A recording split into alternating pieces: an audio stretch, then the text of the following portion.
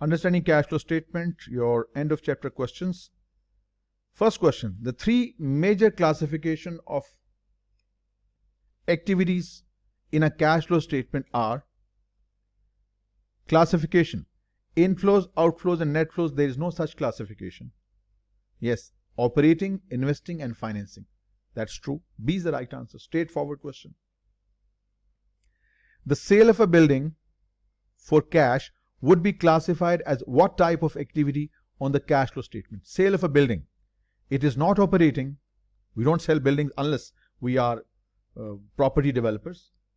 It is not financing. We're not talking about issue of shares or debt. It is an investing inflow. B. B it is. Under which section of a manufacturing company's cash flows are the following activities reported? Purchase of securities held for trading. We clearly discussed this during our overview. It's an operating inflow or outflow. Since it's a purchase, it's an operating outflow. Sale of securities considered cash equivalent. You held certain securities as cash equivalents. So buying, selling such security is also a part of operating activities. It's not investing. So both of these items represent operating activities. That makes B to be the correct option. Now, which of the following is an example of financing activity on the cash flow statement under the US GAAP? Payment of interest. Under the US GAAP, remember, payment of interest paid is considered as an operating activity. Receipt of dividend received, it's an operating activity. Question said, which of the following is an example of financing activity on the cash flow statement under the US GAAP? Dividend paid is considered as a financing activity under the US GAAP. It has been tested in many questions in your QBank 2020 as well as here EOC. I think we have more couple of questions on this as well. So that makes C to be the correct option. Payment of dividends under the US GAAP, it is considered as a financing outflow. A conversion of face value 1 million convertible bonds for 1 million of common stock would be most likely considered as what? We have converted bonds into stocks. It does not result in any cash inflow or outflow. 1 million as an investing inflow or outflow, no. 1 million as a financing inflow. There has been no cash inflow or outflow. Just 1 million convertible bonds have been converted into 1 million common stock. It is reported as a supplementary information on the cash flow statement. We cannot show this within the body of cash flow. This is basically a non-cash transaction. It cannot be reported within cash flow statement, so it will be given in supplementary information. That is the right option, C. A company recently engaged in a non-cash transaction that significantly affected its property, plant and equipment. A non-cash transaction, perhaps you might have issued bonds as a consideration to acquire some property, plant and equipment. It's a non-cash transaction. You incurred a liability, a long-term liability, in exchange of acquiring property, plant and equipment. It did not result in any cash inflow outflow. The transaction is reported under investing section of the cash flow statement, cannot be reported. There is no cash inflow outflow. Reported differently in cash flow from operations under the direct or indirect method, wrong. It's neither reported in direct or indirect. Moreover, it's an investing inflow outflow if it was. There is no cash involved. So it needs to be disclosed as a separate note or in supplementary schedule to the cash flow statement describing the nature of the transaction and the amount involved. C. Interest paid is classified as an operating cash flow under what? Here we have the table for you. Interest paid, this one. Interest paid, it is considered as an operating cash flow under the US GAAP. Under IFRS, it could be considered either as a financing or as an operating one. So interest paid is classified as an operating cash flow under the US GAAP, but it may be classified as either operating or financing cash flows under the IFRS. That makes C to be the correct option. Cash flows from taxes on the income statement must be separately disclosed under what? Cash flows from taxes on income, they must be reported separately under both IFRS and the US GAAP. Under both regimes, they have to be reported separately. C. Which of the following components of cash flow statement may be prepared under the indirect method under both IFRS and US GAAP? First of all, I told you that there are three segments of cash flows: cash flow from operations, cash flow from investment, and cash flow from financing. It is just the cash flow from operations that can either be reported under direct method or indirect. Cash flow from investing, it is direct, gross cash receipts and payments. Cash flow from financing, it is direct. They are both direct. It is only the operating cash flow that can either be reported under direct method or indirect method. Otherwise, cash flow from investing and financing, they are direct method. Gross cash receipts and payments under financing as well as investing activities. So it said, which of these could be reported under both method? Only operating. Investing and financing, they are both direct basically. That makes A to be the correct option. Which of the following is most likely to appear in the operating section of a cash flow statement under the indirect method? Operating section under the indirect method. Indirect method starts with net income, non-cash charges, working capital adjustments, and we get your cash flow from operations. So net income is used in indirect method. Cash paid to suppliers, it is used in direct method. Cash received from customers, it is used in direct method. So the correct option is A. A benefit of using direct method rather than the indirect method is when reporting operating cash flows is that the direct method, what's the benefit of direct method? It mirrors a forecasting approach. Wrong. Indirect method is based upon accrual income. Indirect method mirrors forecasting approach because we use accrual based income in indirect method. Indirect method is easier and less costly. A is pointing us towards indirect. Indirect method is easier and less costly. Take simply balance sheet and trial balances and you can do everything. What is the benefit of direct method? It provides specific information on sources of operating cash flows.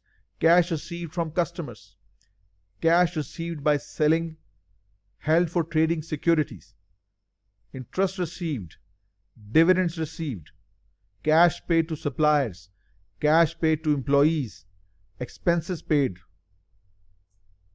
cash paid for acquisition of held for trading securities. So direct method provides more specific information about different sources of operating inflows and operating outflow. That's the correct option. C.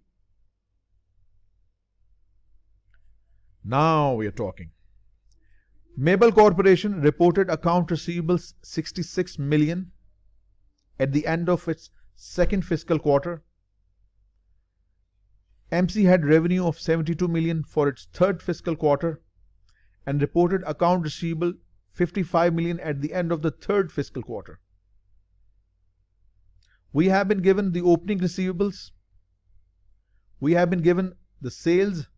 We have been given the closing balance of receivables. All you need to do, I'm going to use conventional accounting approach because I am professional accountant. I love my approach. I will simply draw a sales ledger control account and I'm going to write the format. Please note this down. This will help a long way. You can find the unknown numbers. Opening balance, closing balance, any revenue or sales is debited. Any refund made to the customers is debited. This is the maximum, contains maximum items that you can incorporate to find the unknown numbers. Sales, refunds, any check dishonored, any interest charge on overdue accounts, very unlikely will be tested on this. received from our customers, cash or checks, any bad debt written off, actual bad debt, not the allowance, actual bad debt written off, any sales returns, any discount allowed. Very unlikely you will be tested on this. Since I'm an accountant, so this is what I would do. Discount allowed, any set off or contra.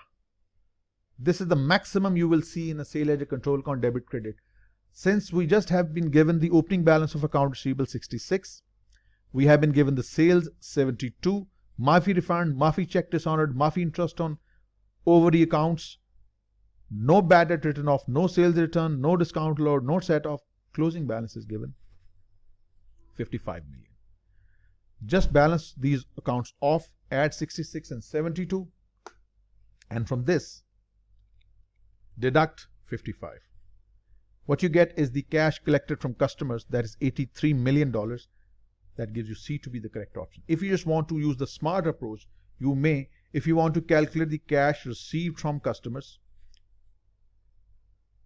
simply take in your sales, which is given as 72 million, it's an inflow, and then the same approach, increase and decrease in receivables, you can do it in a single step. But this is, you need it somewhere in your life.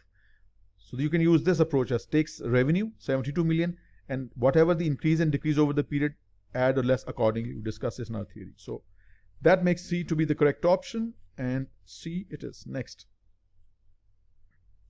When computing net cash flow from operating activities using the indirect method, an addition to the net income is most likely to occur when there is what? A gain on sale of an asset. We discussed in the format it is deducted. Gain on sale of an asset is deducted, and the full gross amount we received for disposal is added in the, or is shown as a cash flow from investing activities. Decrease in deferred tax liability is an outflow. It is deducted from net income. Gain on sale of asset is deducted. That only leaves loss on retirement of debt. What is a loss on retirement of debt or bond? A bond is said to be retired early. You may have to pay more amount than the carrying amount of the bond. This surplus amount you paid will be recorded as a loss, but you may ask me, so we have actually paid it. Yes, you have actually paid it. You have paid $10 million for a bond that had a book value of $9 million. You paid this $10 million. Yes, you have. This $1 million loss, this loss is added in operating, and the full 10 million, it is reported as an outflow in cash flow from financing activities. You can't say it's a non-cash loss. It's a loss, but this loss, and it has been paid in cash. This loss, 1 million, is added back in the net income. The full amount is deducted as cash flow from financing activities. Because if you do not treat this here, you show this 10 million outflow in your financing activities, it will be double counting. Just like gain on disposal. Gain has to be added back. Gain has to be deducted, and the full gross amount is to be shown as an inflow in investing activities. Same thing, this loss needs to be added back, and the full amount needs to be shown as a cash flow from financing activities. So this is something that we will have to add here, and the full amount we paid will be shown as an outflow in the cash flow from financing activities. So that makes B to be the correct option. Next. Red Road Company, a consulting company, reported total revenues of 100 million.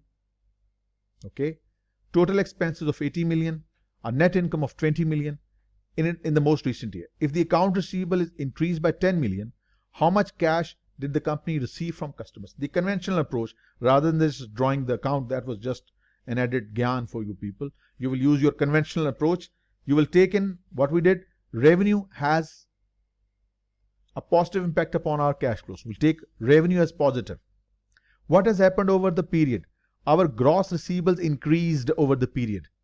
When the gross receivables increased, yet they didn't pay, which means it's an outflow.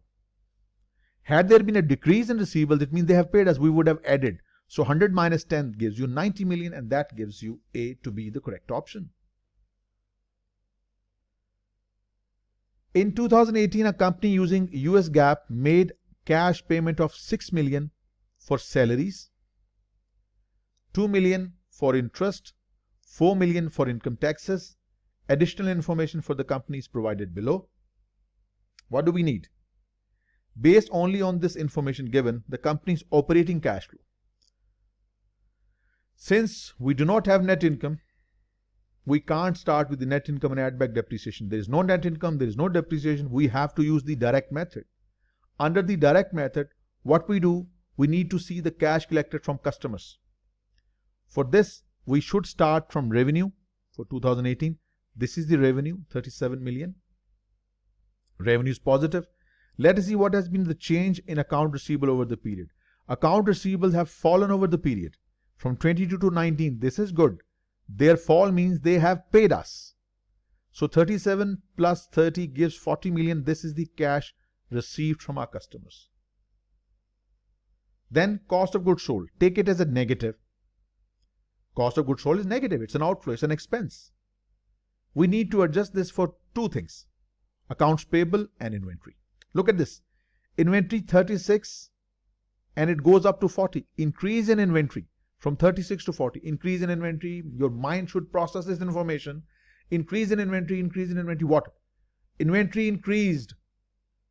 It's cash being invested in inventory. It's an outflow. 36 to 40 is negative 4. It must be deducted. Accounts payable. They were 14 at the start, 14 million, and now they're 12.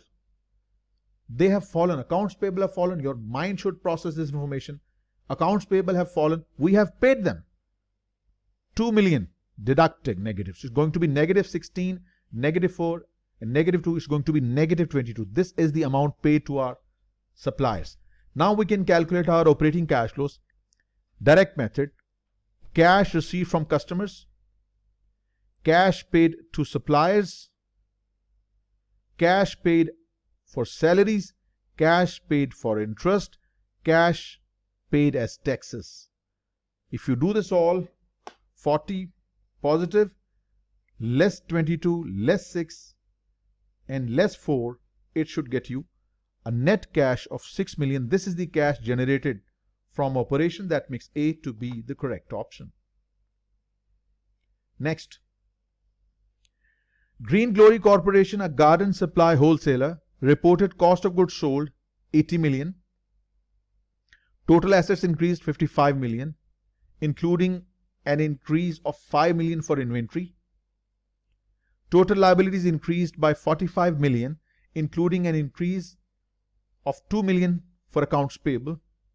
The cash paid by the company to its suppliers. Cash paid to suppliers starts with the CGS, and CGS is 80, and take it as a negative because it's a cost, must be negative. What happened over the period? Including an increase in inventory. Increase in inventory, your cash is being piled up in the form of inventory. It's an outflow. Negative 5. 2 million increase in accounts payable. Increase in accounts payable. We haven't paid them. We have withheld their payment. Holding on to the payments to accounts payable represents an inflow, plus 2.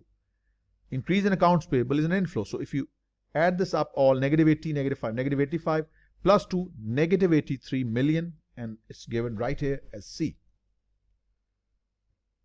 Next. Purple Fleur SA, a retailer of floral products, reported a CGS of 75 million. Total assets increased by 55 million. Inventory declined, inflow.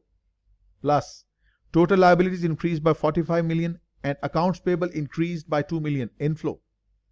Account payable increase is good for you. So starting off with CGS, which has to be negative.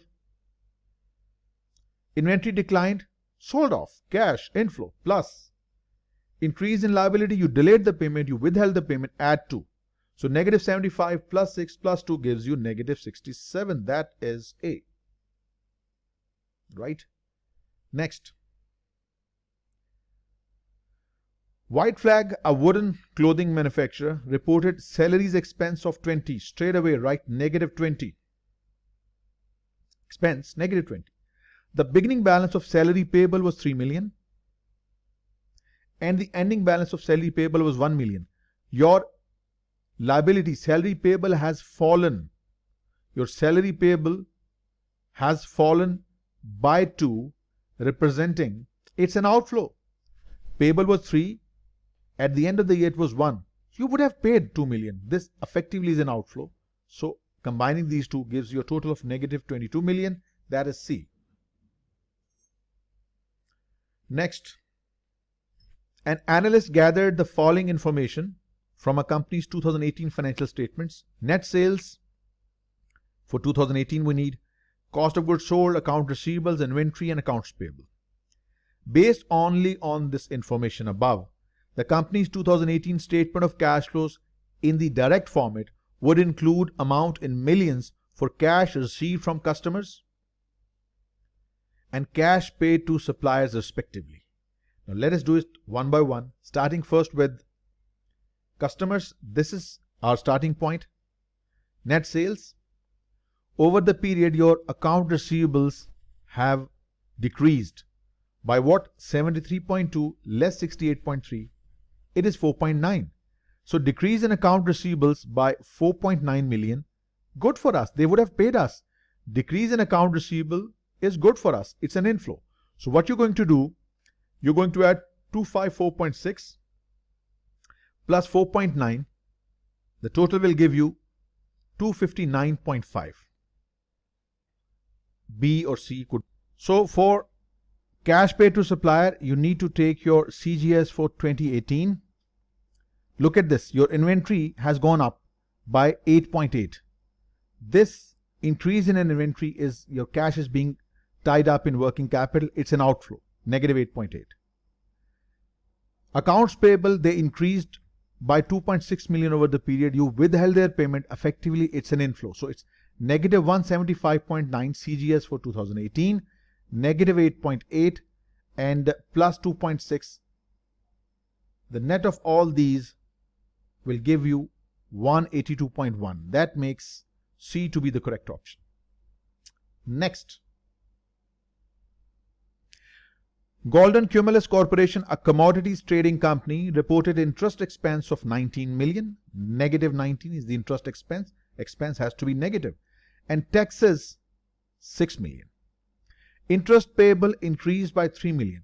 Interest payable increased. Good for me. Interest payable increase means it's effectively holding on to the payment to the payable. So it's an inflow plus. Then taxes payable decreased by 4 million. Taxes payable decreased. I would have paid. When you pay, it's an outflow, negative 4. So it says how much cash did the company pay for interest? Negative 19 plus 3, that is negative 16, outflow. And taxes, it's 10 million. So it's going to be 16 million for interest and 10 million for taxes. That makes C to be the correct option. Next, an analyst gathered the following information from the company's 2018 financial statements. We haven't given the retained earnings, account receivables, inventory, accounts payable. What do we need? The company's cash flow from operations was closest to what? All right. Now, we do not have CGS. We do not have revenue. What you will do? Don't try to use the direct method. You cannot. You do not have CGS. You do not have revenue. You have to use indirect method. If you have to use indirect method, where is the net income? You seem to have nothing. It appears you cannot solve it using direct or indirect. What to do? This is the starting point, gentlemen. Retained earning will help you calculate the net income for the period. Please make this format. I will always recommend you the T account. This is what a professional accountant would always do. We are used to it. 25 years in accounting, and this is what we have done all these years. T accounts started. Retained earnings has an opening balance shown on the credit side, closing balance shown here. If there has been any income over the period, it is added to the credit side. If any dividend declared or paid, they are shown here. Now, it says retained earning had an opening balance of 120 millions. Closing balance of 145. There might be another way of doing it in statement form, but this is the method I have been using for many years. So this is very difficult for me to change my methodology. I would recommend this will always help. less chance of making mistake. Opening balance of retained earning, closing balance of retained earning. It further says in 2018 the company declared and paid cash dividend of 10 million. This is the dividend here. And reported depreciation expense of 25 million. The company considers dividend paid as a financing activity. That is to be, of course, it's a US GAAP based company. What this will help us, 145 plus 10, 155. This is the total of this count. 155 less 125. This is, gentlemen, is what I need. Net income. We have driven net income from our retained earning. This is our starting point. We start with the net income. That's the indirect method. We add back non-cash charges, that is 25 million of depreciation. Done. Now, let's make some working capital changes. Account receivables over the period have increased by 5 million. Increase in account receivable means it's an investment in working capital, it's an outflow, negative 5 million. Inventory balance has gone up as well by 3 million. Increase in inventory is cash outflow effectively, negative 3. Accounts payable balance has decreased as well from 36 to 29, representing an outflow of negative 7. Now 35 plus 25 gives you 60, less 5, less 3, less 7 gives you a total of 45 million. And that is your right answer. Gentlemen, ladies, this is the question of the day. This is the question of the day. If you can understand this question, you have made full use of the day today. There is a disposal, there is equipment opening balance, closing balance, accumulated depreciation. I will use the conventional old-fashioned approach. I'm an old man. I will use the conventional approach to calculate the loss on disposal and the net book value, all that. Let me give you first a format. Please note this down. I need a blank sheet here. Now, there are two approaches to tackle a question like this. Either you will have an asset based on cost model. You will have two accounts given parallel, the cost of the asset, right? Asset at cost and accumulated depreciation. The second arrangement could be that you will be given assets at net book value. Now, let's say, just assume numbers, just to explain the idea. Let's say you have the opening balance of assets was 100 million, closing was 150. During the period you acquired assets worth, let's say 30, or let's say 180. Now, opening was 100, you acquired assets during the period, additions 80. You should have a closing balance of 180. What happened? 30 million or $30 worth of assets have been disposal. Right? This is one of the ways. Opening balance of assets, cost, additions at cost, closing balance of cost. The difference will represent the disposal at cost. Accumulated depreciation has an opening balance reported on the credit side. Let's say it's 20 million. Opening balance of accumulated depreciation. Closing balance is, let's say, 50 million. Charge for the period, income statement, that is depreciation expense for the period. Let's say it's assume number. Let's say it's 60 million. Now 20 plus 60 should be 80. Why do we have 50? It means the difference here, let's take a number that is more reasonable. Take it 50. 20 plus 50, 70. 70 less 50, it means the difference between opening balance, depreciation charge and closing balance, it is $20 million. This represents the depreciation on the disposed asset. Now, this is something that you have to see side by side. You have disposed of an asset with the cost of 30 and on which we charge depreciation of 20 million or $20. This is the cost of the asset and this is the depreciation that was charged so far on that particular asset. Right? This is the cost model. You can find the unknown numbers by plugging in the information given. In the net book value method, what we have, the opening balance of cost minus depreciation. 100 minus 20 gives you 80. This is the net book value of the asset given at the start. Closing balance is 150 minus 50. Closing net book value is 150 less 50. 150 less 50. This one is 100. Additions during the year is 80. The asset that was disposed had a cost of 30, accumulated depreciation 20. The difference between these two represents 10. This 10 will be reported here as the disposal of the net book value of the asset. This is the disposal account.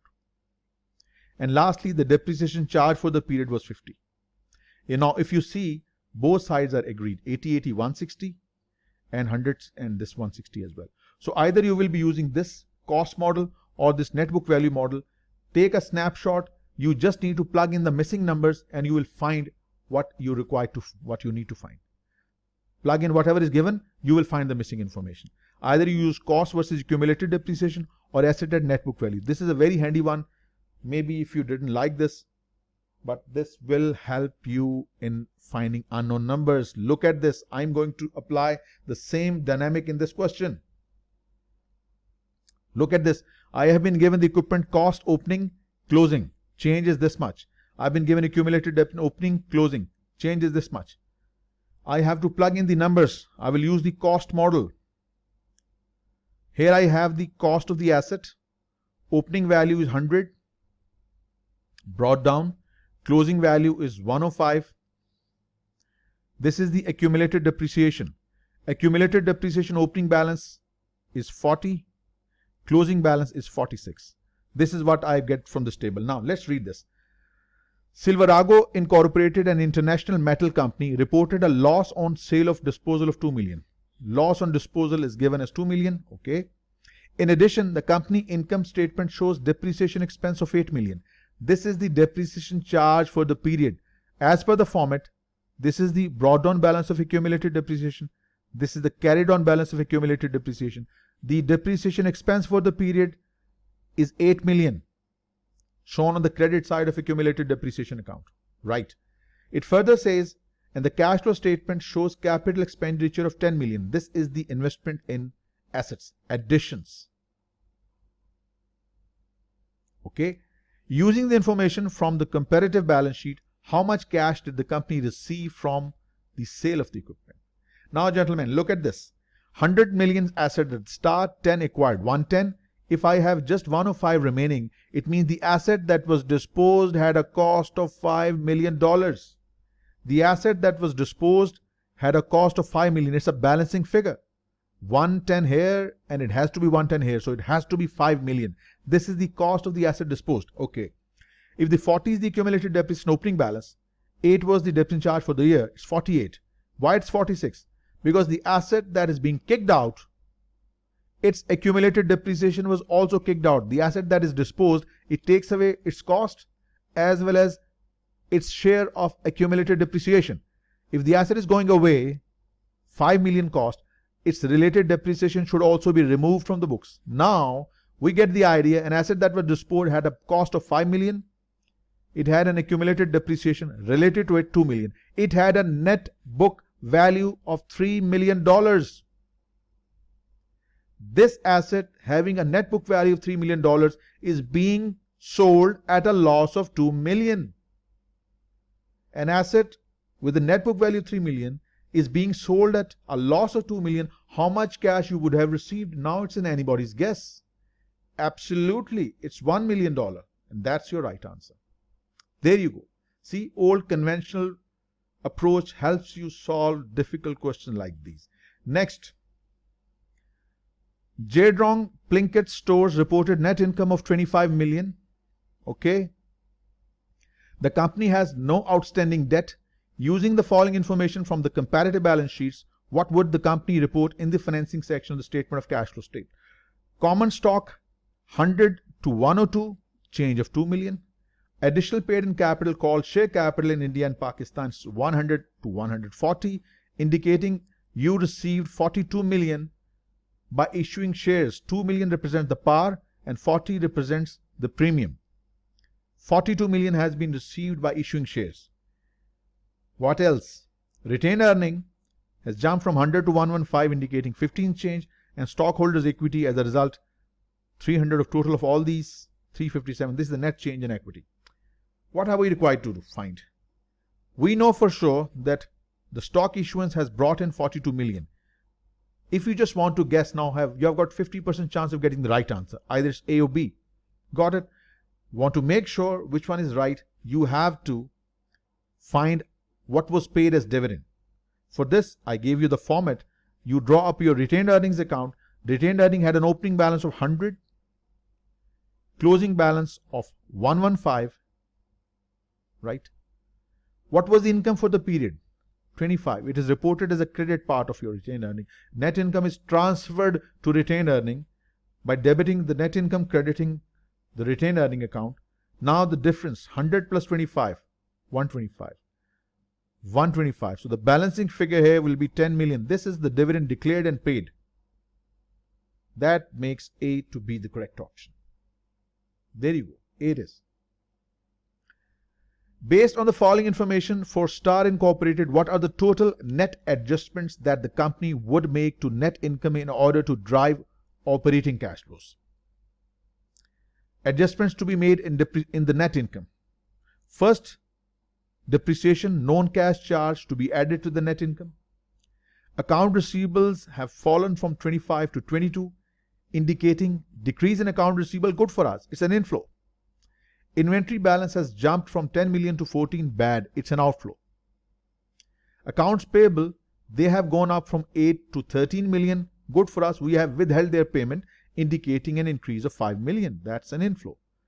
Adding all these will give you the net adjustment to be made in the net income to arrive at your cash flow from operations. So 2 plus 3, 5, 5 plus 5, 10 less 6, 4, that's 6 positive. That makes add. So you have to add 6 to 20 million in order to arrive at your cash flow from operating activities.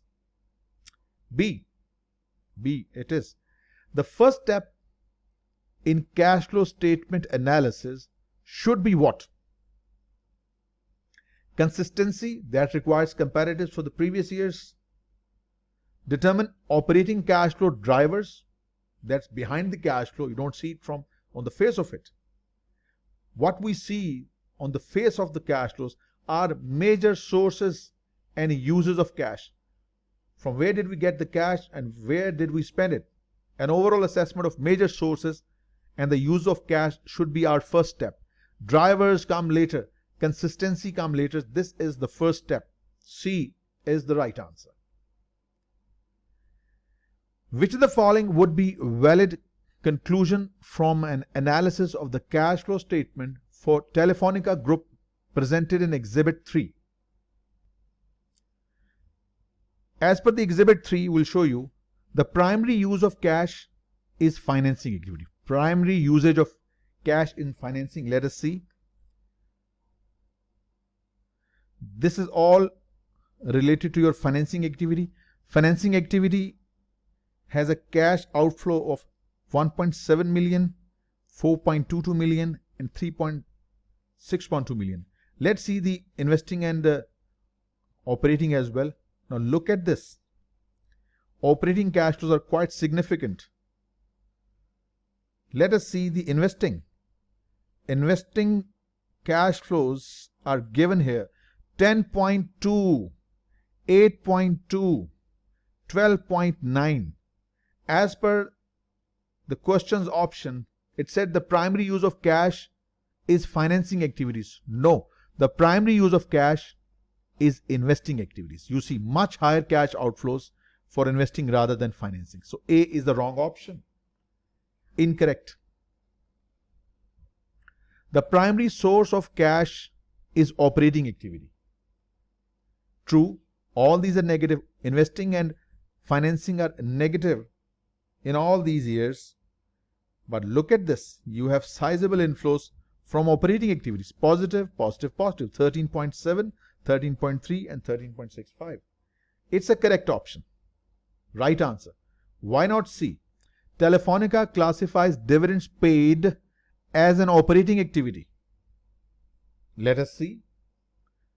Where do we find dividend payments? Investing, of course not. Need to see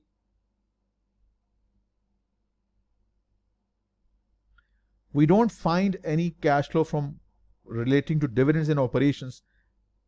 It would have been shown if it was IFRS based financial statement. Look at this. This is your financing section. Dividends paid. Look at this. Dividend paid. It's shown explicitly right here as a part of your financing cash flows. Dividend paid. So this is the wrong option. Telefonica classifies dividend paid as an operating activity. No, it's a financing activity. So most certainly it's a US GAAP compliant organization. So that makes B to be the right answer.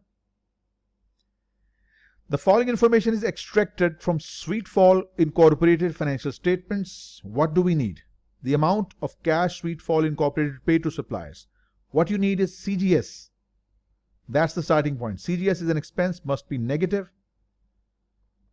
Receivables have nothing to do with CGS. Inventory, yes. Inventory has decreased over the period. Decrease in inventory, sold out. Inflow, 501 to be added. Increase in accounts payable. Accounts payable increase. We withheld their payment, representing an inflow. Add it. 1063 to be added. So net of these, negative 27264 plus 501 plus 1063 gives you 25,700, and that's A. A. Which is an appropriate method of preparing common size cash flow statement? A. Show each item of revenue and expenses as a percentage of net revenue.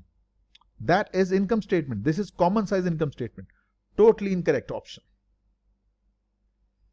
Show each line item on the cash flow statement as a percentage of net revenue. Yes, that's one of the alternatives.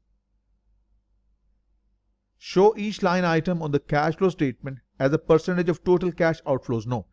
Each outflow as a percentage of total cash outflow and each inflow as a percentage of total cash inflow. This is wrong as well. So that makes B to be the correct option. Next, which of the following is an appropriate method of computing free cash flow to the firm? Free cash flow to the firm can be calculated two ways. Either you can take the net income, make adjustment of non-cash charges, take after-tax interest 1 minus tax, and from this deduct fixed capital investments and the investment for working capital. This is one of the ways. Since it didn't start from anywhere from net income, it's starting from operating cash flows. So we have to go for the alternative format. Free cash flow to the firm is equal to cash flow from operations, which is the sum of this, this, and this. Remaining two you need to write, plus interest after tax, and from this deduct your fixed capital investments. Now match with the options. Add operating cash flows to the after tax interest payments, correct, and deduct the capital expense. Absolutely right. B is the right answer. We have even given it here, right here. B is the right answer. An analyst has calculated a ratio using the numerator of the sum of operating cash flows, interest, and taxes. These three things as a numerator. Remember, three things as a numerator: operating cash flow, CFO, plus interest, plus taxes as a numerator, and the denominator is the amount of interest expense paid. It's interest coverage right here. This is your cash flow from operations, interest paid and taxes paid, and you divide it with the interest paid. That is your interest coverage in cash terms, and that should be it. The ratio is an interest coverage ratio measuring the company's ability to meet its interest obligation and indicating company solvency as well. So that is A, and that completes your EOCs completely.